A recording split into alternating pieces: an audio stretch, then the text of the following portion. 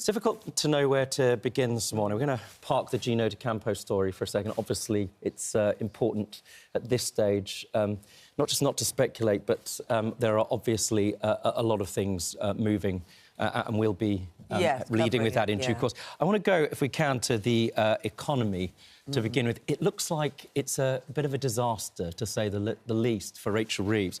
You know, if you speak to business people, one of the things that they say, regardless of their political complexion, is that the budget, which included a £24 billion pound increase in employment rate of national insurance, has meant not just pay restraint, but hiring freezes for the lowest earners, precisely the opposite of what Labour wanted to do, along with them not being able to build in the way that they promised. It's stagflation, isn't it, Caroline?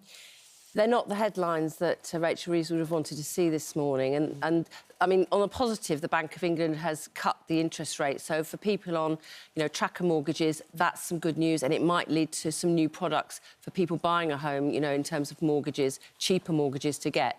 But you're right, undoubtedly, also they've made a forecast to cut the growth rate to something like 0.75 from, I think it was 1.5 the same time last year. Now, what this means for a government that is growth, that's not matched by what the Bank of England has said, and we'll wait for the Office of Budget Responsibility to make clear what their forecasts are as well. But it is difficult. I mean, in some ways, Rachel Reeves is doing all the right things, and the government are, by tackling these planning rules that stop growth happening and building, making a decision on the runway at Heathrow and other things that they're doing around infrastructure, just this week about nuclear, making sure we can build our capacity there. But the problem is shovels in the ground on those projects are not going to happen for some time. Well, it might not even be until the end of the next Parliament. Exactly. So the next Parliament, or even, let's be honest about it, for something like a runway at Heathrow, the one after that. So they really have a dilemma here, and productivity isn't great either. And along with the fact that we actually do have too many people who've working age, who, with the right support, should be in work. So there's a combination of factors here, and as some are saying, it is really difficult to see for the government whether they're going to have enough from tax receipts to pay. So that means they either have to cut or put up taxes. I mean, Salva, you're desperate to get in. Yeah. I can see that. You know, that is the situation, but is it the fault of the budget? Without question. And I think the problem here is that you can talk about growth and you can talk about being on the side of business, but if you have a budget that absolutely fundamentally undermines business's ability to grow, I don't know how you can say that you're going for growth. The reality is there were so many restrictions on what taxes you could put up. I mean, nobody wants to have to pay more income tax. Nobody wants to have to pay more corporation tax or anything else. But by putting everything onto national insurance and tax thresholds, she's made a bad situation worse. And I think... Is that fair, Caroline? Well, she made a bad situation. She inherited a bad situation, because let's not forget... Well, let's not go back... Let me say something, though, because, you know, you and I, there's a lot we don't disagree on. We can find common ground in a lot of places. The thing that really bothers me about this government is that, you know, you've just talked about planning restrictions, you talked about productivity. These are all things that were raised over the last 14 years. There were lots of policy implementation to try and get some of this stuff moving, especially around planning. The issue is that you've got a government that came in with no ideas, and the only thing that they had going on for them is to say, oh, we want to get rid of 14 years of Tory government, but had nothing else to offer. Well, hang on. That's a bit rich, because actually there was no decision on Heathrow in those 14 years. There was no real decision on nuclear capacity. John McDonnell does not want Heathrow. Well, John McDonnell doesn't decide. Thank goodness for that. But he does. Those are his constituents. And not only that, we know that planning rules, even though the Tories talk tough, they actually never delivered. But look, you're right. There is no doubt the increase on employment's national insurance contributions, that has, you know, dampened confidence, and that is an issue there. But later this year, we will see some pay rises, particularly for those lowest paid in our country. And along with that, that means more money in people's pockets, more money to spend as well. But businesses can't hire people. You know, one of the biggest parts of our economy is the service sector. And I have friends that lead in that business, and they say it's an absolute disaster. There's also... Why can't they hire? Well, because you just think about the poorest, and if you have to pay national insurance contribution. That means that there's a hiring freeze when it comes to the business. You raise minimum wage, again, important, but it means that you can't grow your business. If you have one bar, you're not going to open a second one. That's a huge problem. And a lot of people feel that there's a lack of commercial and business experience in the government and an inadequate lack of consultation with people that, frankly, know what they're doing in the economy. It's not politicians that know how to make money, right? Yeah, look, I hear what you're saying about the service sector and the tight margins that operate there, but also the other thing is also of coming out of, you know, the pandemic where everyone was staying at home, you want more people to go out and enjoy hospitality. So, you know, some of the actions around reducing the interest rate means that people, you know, can actually, you know, their mortgages are coming down. It will have impacts actually on the cost of borrowing as well, which will also help businesses and consumers. So it is an issue, but the bigger issue, I think, for our growth in our economy is, as well alongside the service sector, we have manufacturing, we have growth, we have the infrastructure. And for decades now, that has been an area that has been left behind. The other, you know, situation is that you suddenly hear things that the government are saying and you sort of have to blink because it feels like it's not a Labour position. So, you know, Liz Kendall, Work and Pensions Secretary, saying there are too many people taking the mickey on benefits. That doesn't feel like something that a Labour Work and Pensions Secretary would normally say. And that's going to make the people that might have felt that not people taking the mickey, because nobody wants people to take the mickey, but people who felt, you know, because there are issues, aren't there, with disability benefits and working. They're going to think, well, I've lost that person who I thought was speaking for me. So, just the other week, we did hear about figures around fraud in terms of the benefit system and organised, and this is not everybody, but there are organised criminals out there who are defrauding our benefit system, and that takes away money from people who really need it. Of course. And I think, why wouldn't that be, we are absolutely tackling the criminals as opposed to people are taking the mickey? Because people who are relying, you know, carers' benefits, disability benefits, all sorts of benefits. Exactly. People who are relying on that will be thinking, well, hang on, I'm not taking the mickey. Yeah. And I thought you were going to make it better. Well, I don't think Liz Kendall is talking about those people, but there are some situations where people need to look at how they are contributing themselves. We have got a huge number of people of working age, particularly at the younger end of the working age population, who are currently not in work, are on some form of sickness benefit or other. Is that because they can't get treatment because they're on a waiting list? Is that because the mental health... Or because they can't get a job because the national insurance has gone up and there isn't that much employment out there in the country I don't at the think moment. It's because of that. This has been going up for a long time now, and it wasn't dealt with, you know, in the last 14 years. Actually, in the last Labour government, we saw some of those figures go down. Part of the problem is about if people go off on sickness benefits, often what happens is if they're on it a few years, they get no support back into work, and that isn't acceptable. And I think what Liz Kendall wants to do is really sort of change the sort of attitude about this. First of all, if people find themselves in work and they have some illness or whatever, whether it's physical or mental, then what do you do to support them to get back into work before they go on benefits? But if they do go on benefits, we cannot continue to not find ways to help people back into work. And I know, having been a former Minister for Work and Pensions myself, for employment, that actually lots of people want to work. They have disabilities, they have other conditions. They really want to work, but the system does not help them. Well, she was quite... she was more specific than that. She told an anecdote. She described people having genuine mental health problems, but also being told of some young people who struggled to turn up on time or come to work on the day they needed to. They had to understand that the world of work was just the nature of life and that isn't stress or pressure.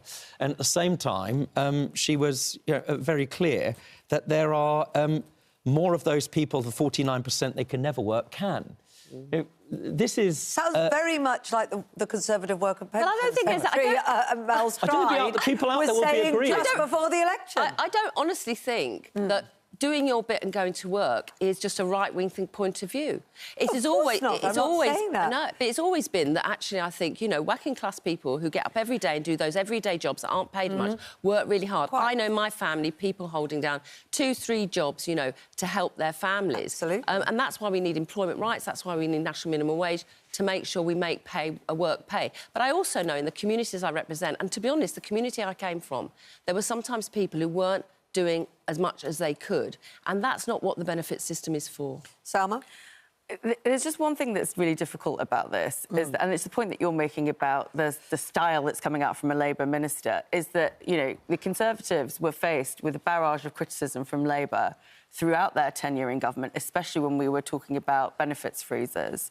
And so to have gone on the attack so much to only then ape what the Conservatives have done and talk about it, having looked at the books and trying to understand. So on one hand, you're saying, not you, but the government, the government of today is saying pensioners can't have winter fuel payments because you cost too much. And now young people who've got mental health issues, you can't have anything, you need to get out to work. But there's a difference in what you're saying. As you said, the Conservatives' view is let's have a benefit freeze. Let's freeze everybody's benefit. Let's not let them have any increase to deal with the cost of living, which went plummeted under the Tories. What Liz is saying is you have to target those people who actually aren't doing as much as they might. Our issue wasn't cost of living. Our issue was that the country was on the brink of bankruptcy, and so we had to bring this down. Today's figures, with the Bank of England saying that we have a bloated public service, right? Benefits are absolutely part of that. I see that. But you can't. The issue here isn't that we've got to tackle this. We absolutely do. The issue is coming in on one message and giving a completely opposite one when you're in there. The bloated public service, if that's what you're accusing this government of, is a bit rich because they've not even been in, you know, what, just over 6 months. The bloated public service and lack of productivity happened on the Conservatives' watch for 14 years. The lack of productivity is a 3-decade issue.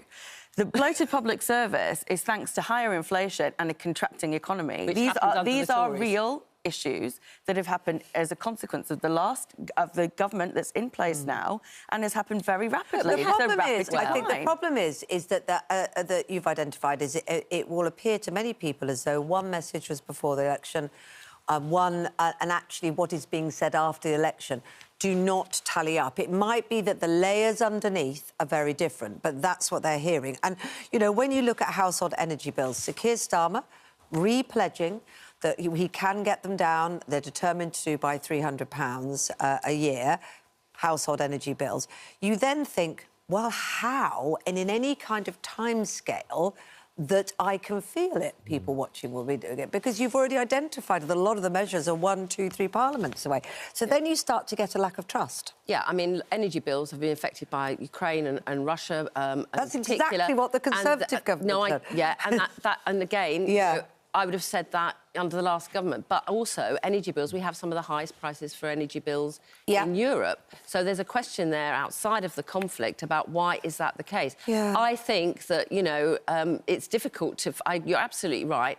The £300, I don't know why it's £300, but the truth is our energy bills are about... in 5 years' time. You know, people are in fuel poverty now. And talking about the department that you're a minister in, the Department for Work and Pensions has acknowledged that around 100,000 pensioners, many of them watching telly now, will be pushed into relative poverty by 2026, 2027. That's next year. That's not going to spare them. No, look, fuel poverty is something I feel passionate about. And for the last 5 years, the number of people, you know, coming out of fuel poverty because either they've been given support with their bills or their homes have been made warmer through insulation has literally flatlined. And that is not acceptable. And even now, you know, our bills are something like nearly £700 more than they were before the energy price surge. So if it's £300 off, £300 off what? Because bills are looking to go up. Right, now some of that is because of the war in Ukraine. And in his first UK TV interview since Donald Trump's return to the White House, Ukraine's President Volodymyr Zelensky has said that President Putin will never stop and warned a Russian victory in the Ukraine war would be a loss for the entire Western world. ITV News International editor Emma Murphy joins us now from the capital, Kyiv. So, Emma, you spoke to him and he told you, and re-stressed, as he has done before, how important it is that their allies stay on side. Yes, it was a pretty wide-ranging interview, but very much the focus from President Zelensky was to keep on emphasising just how absolutely critical the support that Ukraine has received is and will be going forward. And he was paying particular thanks to the EU and the UK as well as the United States, and saying very clearly that if that was to stop, and if people were not to continue the hand of friendship and the hand of support, be that financially or militarily, there could be a very, very serious consequence for this country, that this country could lose its sovereign state and lose what has now been almost a 4-year war with Vladimir Putin. Now, a key ally of Zelensky was Joe Biden. Now, how does he feel that he now has to work with President Trump, who has a very, very different emphasis, to say the least? Yeah, clearly a very different set of conversations happening with the White House now compared to those that were going on with the Biden administration. I think nobody will be surprised to know that President Zelensky was following a very cautious path in terms of what he was willing to say with regard to the American administration, because, of course, so much rests with the decisions that the Trump presidency makes in the coming weeks and months. But what he did say very, very clearly was that the American support is critical to this country, but also when it comes to some kind of negotiated peace deal, it had to be one that was suitable for Ukraine. It couldn't just be a deal that was suitable for other nations or other people's individual drives. And he very much said that when it comes to what he will agree with, what his red lines are, they are what the agreements and the red lines of the Ukrainian people are. And his great concern, I think, is that there will be conversations going on in the White House, there will be conversations going on in the Kremlin, and there will be conversations going on in other capitals that are trying to determine the future of this country without necessarily Ukraine having the strongest voice, when Ukraine is the most at risk as a result of whatever comes. Now, one of the things that he was very clear to say was that when any peace negotiations take place and when any deal is achieved or any ceasefire, it has to be with a long-term plan, and that means more security guarantees for Ukraine, because of course if you think back to 2014, that's when this latest stage of all of this began, when the incursions from Russia began into Crimea. And for 10 years since then, this country has been in a state of war. It was in 2022 that, of course, that war really stepped up, and we have seen the great losses as a result of that.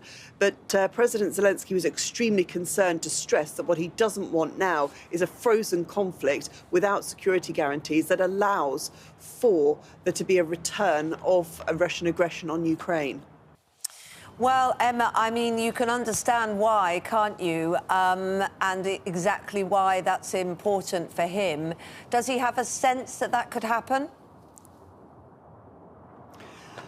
I don't think he thinks that there will be peace anytime soon, or necessarily victory. I think there is a feeling that he will be in it for the long haul, and this country faces many more difficult months ahead. In terms of whether or not Russian aggression is something that will be of the past when there is a deal, no, I don't think he thinks that that's the case at all. I think he's genuinely incredibly fearful that as long as Vladimir Putin is in the Kremlin, this country will be incredibly vulnerable to the whims of the Russian president, and a feeling very much from the population here and the presidency that Ukraine's entire sovereignty depends on what peace deal can be done in the future to protect it from further Russian aggression. Emma, hasn't President Trump rather changed tack? He said, look, we're happy to help. You know, my emphasis, not his, but we want access to all of the goodies, all of the raw minerals that Ukraine has. And it appears that that is dependent on America continuing to provide funding in part. It's not just a new tack, it's a rather, well, unusual way to proceed. Isn't it? Well, it's pretty transactional, which is what I think most people expect from the Trump administration. But just to point one thing out, the discussion about the minerals and the natural resources and the strength that Ukraine has in them, and whether or not they could be traded in some way for a preferential deal, isn't actually a Donald Trump suggestion. It was part of Vladimir Zelensky's plan for victory that he put to the Americans some months ago. So the Ukrainians are a part of that discussion. This isn't America coming in saying, well, we'll protect you, but we'll take all the goodies at the same time. I think the Ukrainians are quite open to that, because they know that what they need is to have that ongoing US support and also be able to offer something in return so that they can try and, have a carrot and stick approach when they're not the stronger partner. But there might be a way that they can try and get some leverage with the Americans and using the natural resources of this country going forward. Emma, fascinating. Thank you very much indeed for giving us that perspective from your interview. Thank you very much indeed. I mean, it is a huge concern, isn't it? And you can see exactly why President Zelensky would be taking that position and be very concerned, and maybe we all should be. I think something like 45,000 Ukrainian soldiers have died during the last, is it 3 years now? So there's been a huge human price to pay for this war. And obviously there are Russian soldiers have died as well. And, when you go through a conflict like this, the last thing you really necessarily want at the end of the day is a stalemate or to be left, even less secure than you were when you started. So I think this week both Zelensky and Putin have suggested they are willing to talk. Well, that's fine words, but what does that mean? And there's no doubt America is a big player in this. And, I mean, it's very interesting about, the way he does business. He is transactional and he likes to get a deal, but you've got to have the parties willing to have that conversation. So I hope, some way there is a way out of this, but it's not going to be easy. It's not going to be easy. And up to 850,000 Russians, Yeah. I think there's the worst thing about this, apart from the human cost, has been the fact that you have an aggressor who looks like they're going to get away with invading another country without any consequences. And I think that is a very sad thing. Let's be realistic, it is what we thought would happen. It would have to be a negotiated end. But the idea of total victory, of Ukraine sort of pushing against this aggressor, was always a really difficult ask for them to have total victory. Yeah. And their counter-offensive last year was not effective. So it does feel like, however we want to couch it, is that Zelensky is now trying to do his best to salvage something from this settlement. It was all part of, President Trump's reset, shall we say, with the international world. Sharp elbows, you might say. Some people might take the view that it's bullying. Trump sanctioned the International Criminal Court yesterday, accusing it of targeting America and Israel. It's never been a member of the International Criminal Court, just to be clear, but nevertheless, that is, yet again, his approach to the world, which is, let's face it, changing an order that had existed for some time, right? He is, in his own way, isn't he, a disruptor? And maybe in some situations that might have an impact. I mean, just last week when, obviously, the tariffs started happening, particularly the response of Canadians and Mexico was to actually get into conversations about not so much trade, but actually like border controls and, obviously, cross-border drug crime and this sort of thing. So sometimes he can have effect, but it's quite high risk, some of this, because at the end of the day, you can say things and he doesn't have a filter, and some would think that's a good thing, but he might not always get the results that he needs, and it could just end up too many of these bold statements might just sort of cloud, whatever he really wants to do. But he's made some very big statements, and certainly he doesn't mince his words and he doesn't have a filter. Some would say, unlike a lot of other politicians around the world. Quite. Well, look, there's lots of things that the environment causes a battle over, but this is a fresh one. This is France's Ecological Transition Agency have caused a storm, certainly amongst the Good Morning Britain team, because they say you should, in fact, wear your gym kit for 3 days, you should wear a T-shirt for 5 days and jeans for more than 30 days before washing them. Laura absolutely understands why this is important. She says that all the little microparticles go into the ocean and... I was accused of being a turtle drowner earlier on because it turns out, wash my clothes more frequently than anybody. Where do you stand on jeans? How many times can you wear them before washing? I have jeans that I haven't washed in like a year. What?